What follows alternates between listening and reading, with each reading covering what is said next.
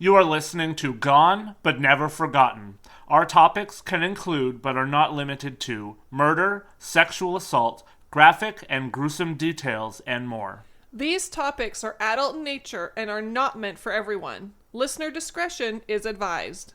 On January 20th, 1983, a young 6-year-old girl failed to meet up with her 5-year-old brother as Grovener Elementary School in Edmonton, Alberta let out for lunch around 11 a.m. She was meant to meet up with her brother for the 2-block walk home, but unfortunately, she never met up with her brother, and she has not been seen or heard from since. Hello, and welcome to episode 12 of Gone But Never Forgotten, the sad tale of the Murrell family.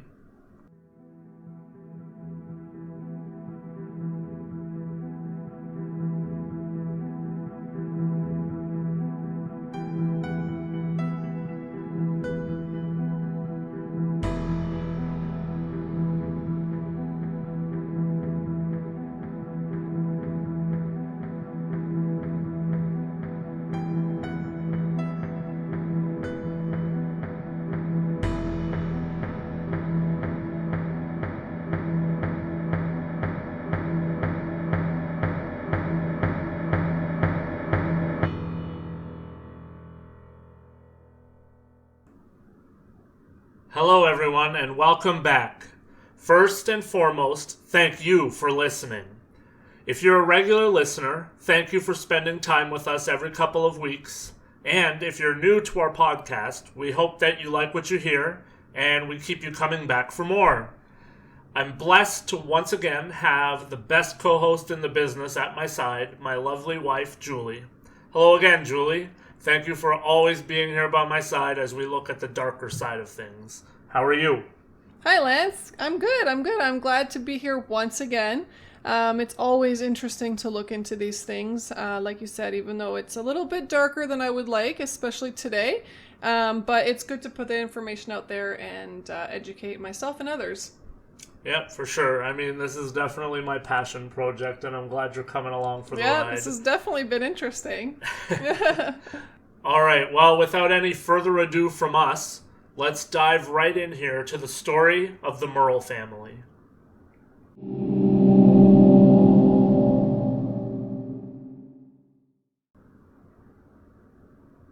January 20th, 1983 was the kind of day that nightmares are made of for a family who lived in Edmonton, Alberta, Canada at the time. It started out as a day like any other, with 2 children leaving home for school. At 7:30 a.m., the family's aunt, Verta Stortz, was dropped off at the family home as she would be babysitting Tania and John for the day. The normal lunchtime routine for Tania, who was 6 years old and in grade 1 at the time, and attending Grovener Elementary School, was to meet up with her young brother John, who was 5 and in kindergarten, and walk the 1.5 blocks to their house, which was located at 10345 144th Street. On January 20th, though, Tania would last be seen by friends that she said goodbye to and a teacher, but when John came outside to meet with his sister around 11:10 a.m., she was nowhere to be seen.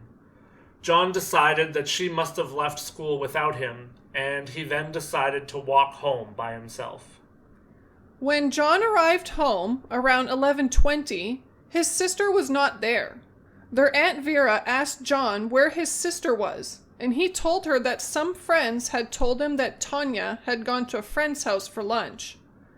Vera did a quick check, though, and found that Tania was not, in fact, at said friend's house. Vera then quickly contacted Jack and Vivian Murrell, the parents, and started to search up and down the streets close by for Tania. Vivian went to the school, hoping that she would find her daughter in her class after lunch. But sadly, when she arrived, the desk was empty, and Tania was nowhere to be found. Immediately, Vivian then made the call to the Edmonton police to report her daughter as missing. An officer made a trip out to the house to find out what clothing she had last been seen wearing and began to canvass door to door to attempt to find Tania or anyone who had seen Tania. Oh my gosh, can you imagine? That's like a parent's worst nightmare. Yeah, that's definitely... I don't even know what you do in that situation. Yeah, it's just like that first moment of panic where you're like, okay, we need to call the police. Yeah, absolutely. All right. The ensuing day and night would then consist of attempts to locate Tania and hopes and prayers that Tania had decided to go to a friend's for a sleepover and neglected to tell them. These are the things that no doubt goes through a family's mind in a situation like this. Anything rational or irrational to explain where their daughter may be and why she would turn up the next day.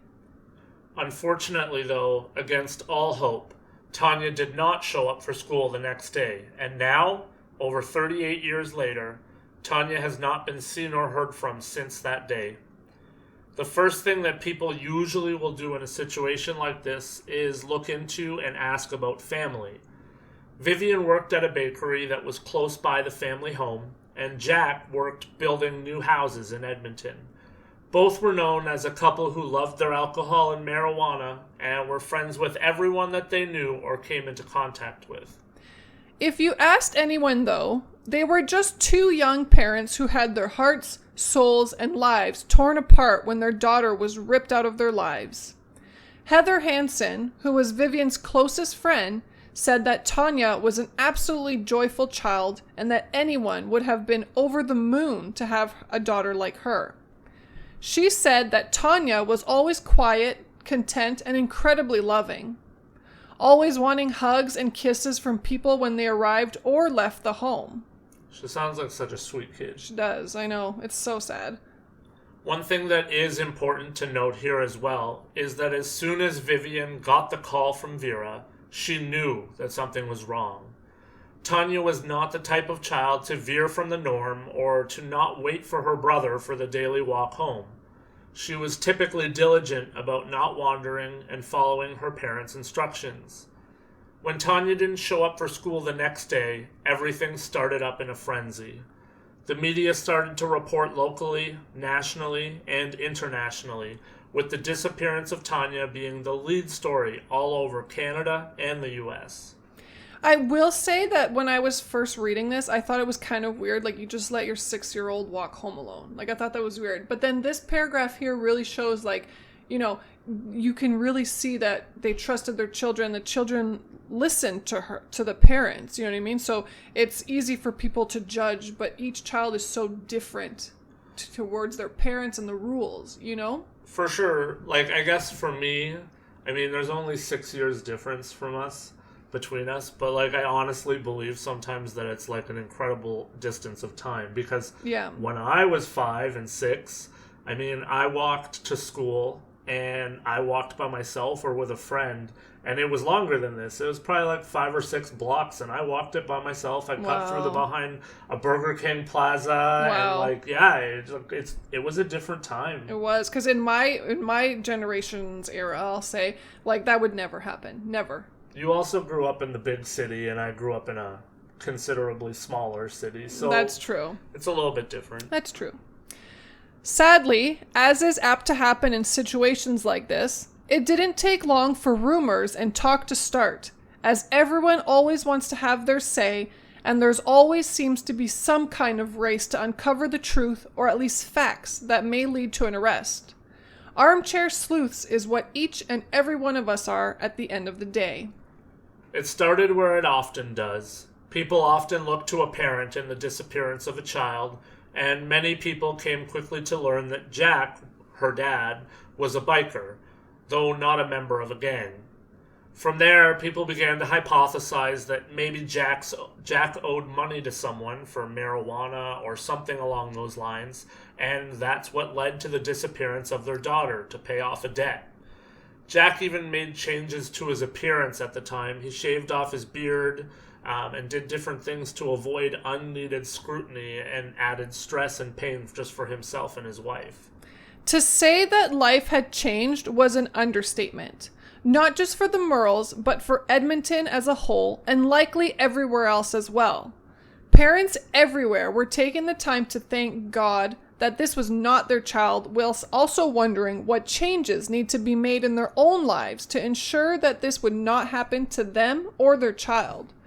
Not to mention, people were now keenly aware that someone, somewhere, had grabbed a 6-year-old girl within a 1.5 block radius between her school and home. We should pause here for a moment to give details of Tania at the time of her disappearance. So many years have passed, but one cannot lose hope in the fact that someone somewhere might in fact still have details about this case that we have yet to have uncovered. Tania was born on June 20th, 1976, and at the time of her disappearance, she was 3'6", approximately 45 pounds, and had blonde hair and brown eyes. She was last seen leaving the school wearing a blue coat with a white fur collar, green corduroy pants, a black Harley-Davidson t-shirt, and brown boots. She had pierced ears and a birthmark on her right temple. For their part, police and detectives were all over this case, and their tip lines were ringing off the hook. At the time, the search for Tania was far and away the largest ground search in Edmonton's history. Hundreds of city blocks were scoured, and leads were all being chased down in hopes of finding young Tania alive and well. Hundreds of people aided in the search, including police officers, friends, relatives, and volunteers from the community. Everything was checked, including ravines, alleys, and anywhere else that seemed likely or unlikely. These searches were done on foot and in vehicles. In January of 1983, Jack and Vivian recorded an audio file pleading for the return of their daughter. I tried to get the audio file to work so I could put it into the podcast, but it was a little too quiet no matter how I manipulated it and old. So Julie and I are going to read the transcript. Vivian speaking. Hi, Tania. We miss you, babe. Mom is waiting for you to come home right now. I know you want to come home. And who's got ya? You gotta tell them that you want to come home. Just tell him he knows you are a good girl and you gotta come home. We gotta do ballet. And John wants you home. Mom doesn't know what to do anymore. She misses you so much. But whoever has you, just drop her off at someplace warm. We don't want to see who you are. Just bring my baby home. She does want to come home. She loves her mom. She loves her dad, her kittens, her puppers, and she's got to come home. She wants to come home. You know she wants to come home. Please make Tania come home. Jack speaking. Whoever you are, if you got my Tania and you're keeping her warm and safe, that means you must care about her. If you care about her, let her come home. Please just let our little girl come home. Just take her someplace where somebody can find her. Vivian speaking. Okay, this is to whoever. If you need money, we don't have any money, but we can get money for you. If you need that, just phone us and we'll help you out. Borrow money, it doesn't even matter. We gotta bring Tania home. We'll get you some money if you want money. We got a lot of friends that love Tania. We really miss her. We've been trying so hard to find her and we just don't want her out in the cold. We just can't have that little girl out in the cold anywhere. We have to have Tania back because we just have to, and we need her more than you need her. And I know she wants to come home. Oh, heartbreaking stuff there. I cannot even imagine what it would be like to be in their shoes, to have to go through this. Just reading those words is unreal in a way. How do people do things like this? How does someone just grab a child and change so many lives in an instant? Yeah, that was definitely hard to read and hard to listen to, definitely. It's so sad. And the sad thing is this happens all the time. Like, this is not something just from the 80s, you know? This is happening every day. Yeah, and to make matters worse, not long after Tania vanished, so did Harley, her black dog. Foul play was seemingly not suspected by those involved, but this was just another horrible occurrence for a family who was really already going through hell. And to make matters even worse, the family started to receive calls after their appeal for the return of Tania. Some of those calls came from a man in Edmonton who was demanding $40,000 in return for the safe return of their daughter. The man making the calls, Richard Mackenzie Matthews, was charged with extortion in the case on February 15, 1983. Police, however, deemed after investigation that Richard, in fact, was not involved in the disappearance of Tania and was simply attempting to extort the family and take advantage of their situation. Richard, however, was found guilty and sentenced to 3 years in prison. In 1985, a medical illustrator from Illinois drew a picture of what Tania would be expected to look like, updated to current day. The medical illustrator had done update photos in the past that had actually aided in finding at least 6 other children. So Vivian was uplifted by this and believed that it could help keep the trail from running cold and also help to finally bring her daughter home. Jack and Vivian also created Canada's first group to aid in finding missing children, the Tania Murrell Missing Children Society. They were doing everything that they possibly could to find their daughter and also to help others that found themselves in the same situation that they were in. Over the years, there have been numerous theories around the case. We will look at 3 of them in a moment, but we will take a moment to lay out general guidelines that are followed in cases like this when trying to determine what may have or could happen to a missing child. Police generally operate under 2 stereotypes that have proven correct more often than not in cases like this. If the kidnapper of a child, specifically a young girl, is a male, the general consensus is that the abduction takes place for more sinister reasons, and they believe that those motives are generally sexual in nature and/or that the motive is generally, and sadly, murder. If the abductor is a female, the general consensus is that more often than not, the motive is for the female to have a child. Whether that is because she is physically unable to have children or because she is a loner without any substantial partner to procreate with. The end result, more often than not, in these cases does not end in murder, but rather a situation where the child may in fact be raised, brainwashed, and led to believe that her new family is in fact her family. In this specific case, the primary belief was that a man that was known to the family abducted Tania. The man in question was an alcoholic, and he did not have an alibi for the time and date in question. At the time of the disappearance, the man was 31 years old. According to people that were close to the situation and knew everyone involved, the man had taken the children camping alone in the past, and around the time of Tania's disappearance, he had written a very strange poem that centered around being in love in a situation where that love could not be returned. The man also had a reported history of being violent. Investigators would interrogate the man at great length, for 11 hours at one point to be exact, but they were unable to get a confession or uncover enough evidence to get the Crown to pursue filing charges.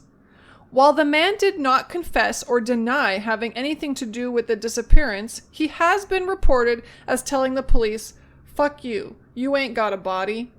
And a polygraph test that he took proved to be inconclusive. The police strongly believed that they had their guy, and even offered him a plea deal of second-degree murder, but he refused.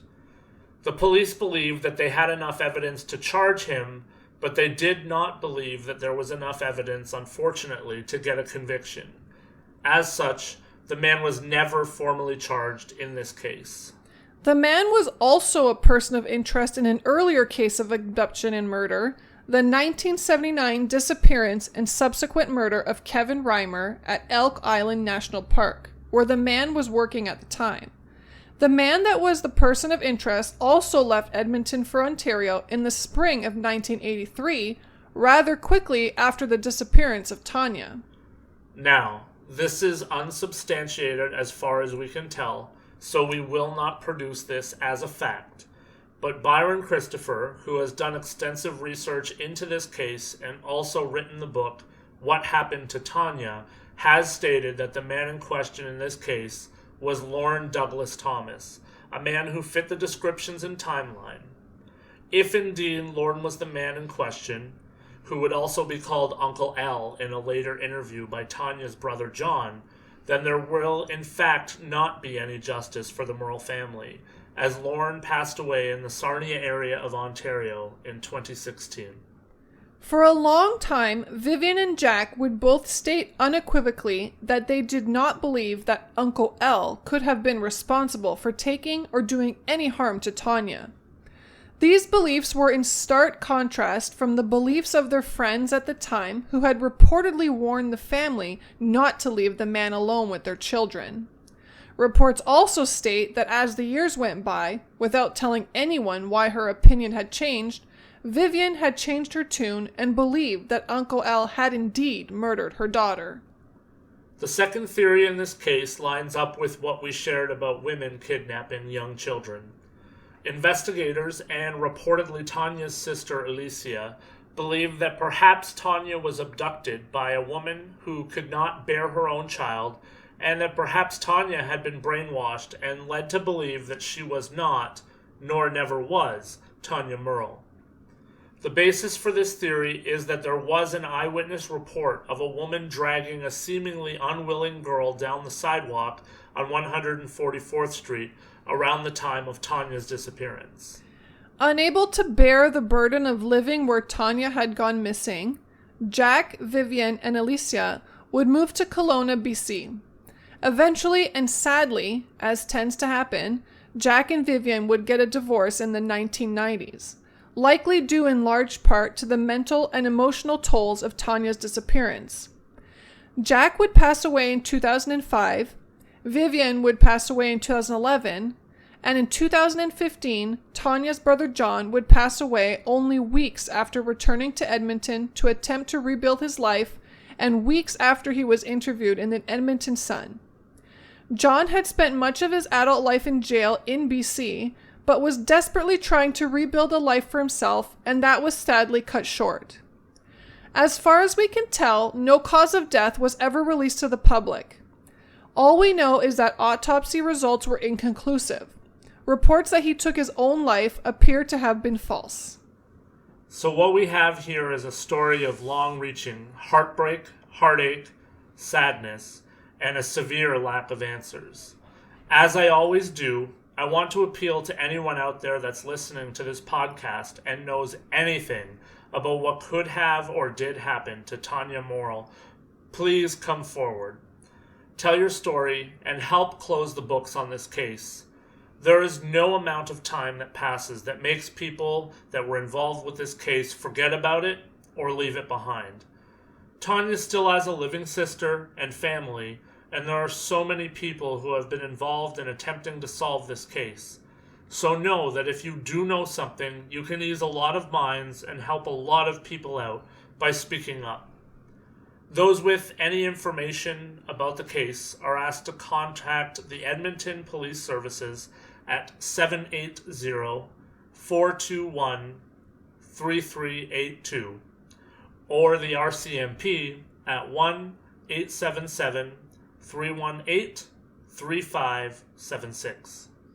Wow, that's such a sad story. I know all our stories are sad, but this one is extremely sad from my point of view because, like, the parents are gone, the brother's gone, so it's like the pressure needs to be put on to find out what happened to Tania before her immediate family, anyways, is gone.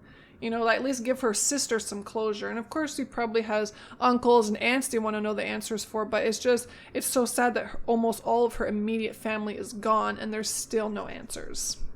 Yeah, this story was hard to research. I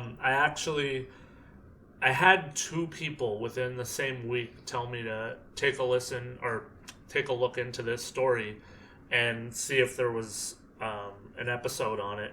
And like, at first blush, I thought, like, oh my goodness, because, you know, before I did any research really in depth, I came across the story of her brother, John, and there's no details, and all I put it in there in the script, and it's like, you know, he did an interview with the Edmonton Sun after returning back, getting out of jail, and within, I think it was 2 weeks, they found him dead.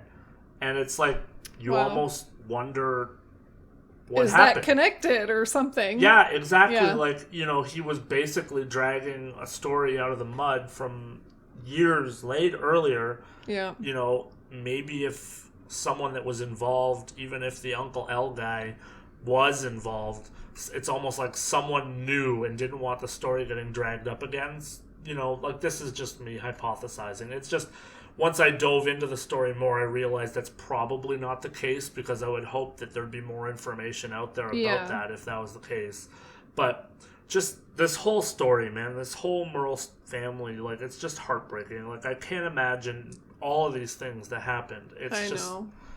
Well, and at this point, it's almost like, very unlikely things or situations are kind of things that you're looking into now, because the likely situations didn't work out. Like, we haven't found answers from that. So, even like these theories that you have, as much as, you want them not to be real, or you think it's so far-fetched, it might not be.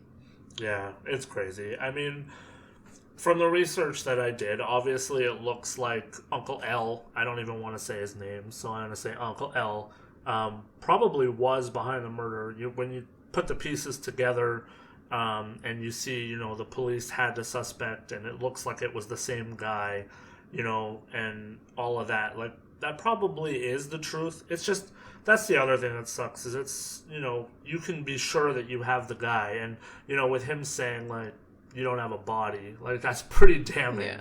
Yeah. So it's like, but at the end of the day, like, someone saying that isn't going to hold up in court. No, like, you need proof, for people to do that stuff. So, it's like we said, even though it's been, plus 30 years or whatever, like, Tania could still be out there and be alive. So, let's bring her home to her sister and the rest of her family, and let's really find out what happened. Hopefully she hasn't been completely brainwashed, but at the same time, hopefully she's been with a loving family, and that would be the best case scenario. Yeah, absolutely. I think that pretty much sums everything up from where we sit. Yeah, oh yeah. So I'll just say, please remember, if you enjoy the podcast and you want to help us out, we do have a Patreon account set up. You can also reach out to us via email, Facebook, Instagram, or Twitter. We love to interact with our fans. For now, we're going to bid you adieu and thank you for listening to Gone, but Never Forgotten.